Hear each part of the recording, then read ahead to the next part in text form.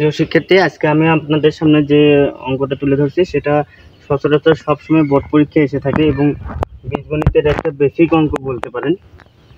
যে এটার বেসিকটা ক্লিয়ার হওয়া অনেক জরুরি, কারণ এই টাইপের অনেকগুলো ম্যাথ আপনাদের ঘুরিয়ে পিছিয়ে দিয়ে দেয় বা এটার অপোজিট করেও দিয়ে দেয়।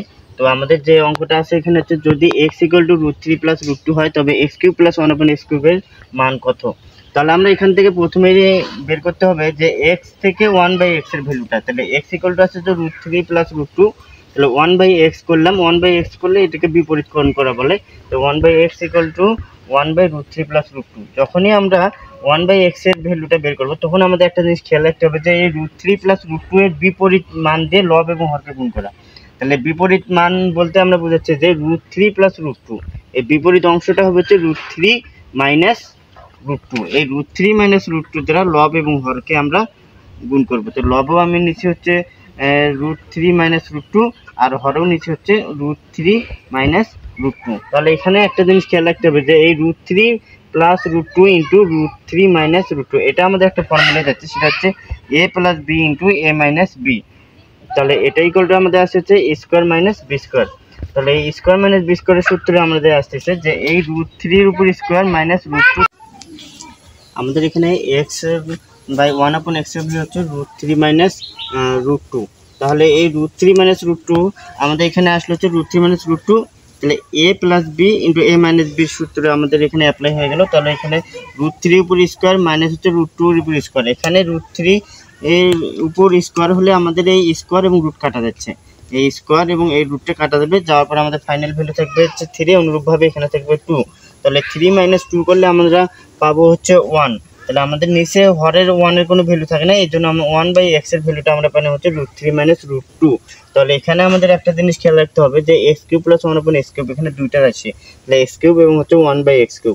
তাহলে এইটাকে আমরা যদি a ধরি, এটাকে যদি আমরা b ধরি, তাহলে আমরা ফাইনালি পাচ্ছি a³ + b³। তাহলে a³ + b³ এর আমাদের ফর্মুলা হচ্ছে a + b - 3ab × a + b। তাহলে এখানে আমাদের যে ভ্যালুটার মান বের করতে হবে সেটা হচ্ছে এই a + b। তাহলে a + b বলতে আমরা এখানে পাইছি যে x + 1/x।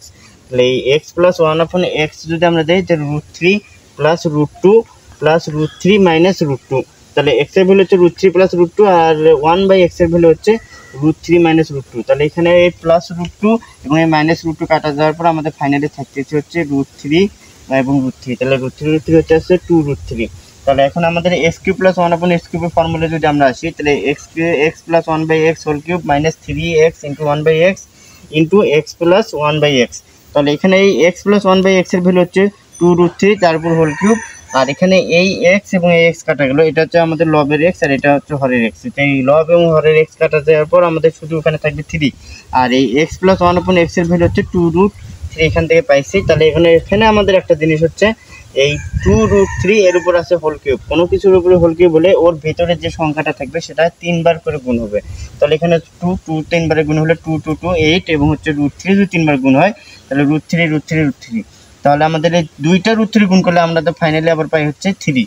আর এটার কারণ হচ্ছে এই √3 গুণ করলে আমরা √3 উপর স্কোয়ার, তা √3 উপর স্কোয়ার করলে আমাদের এই রুট এবং হচ্ছে এই স্কোয়ারটা কাটা যাবে, তখন কাটা যাওয়ার পর আমাদের পাবো হচ্ছে 3। তাহলে এই 3√3 পাইলাম হচ্ছে এই 3টা √3 গুণ করলে। তাহলে এই 3√3 এবং এই 8 গুণ করলে আমাদের পাইতেছে 3 8 24। তাহলে 24√3 অর্থাৎ 24√3।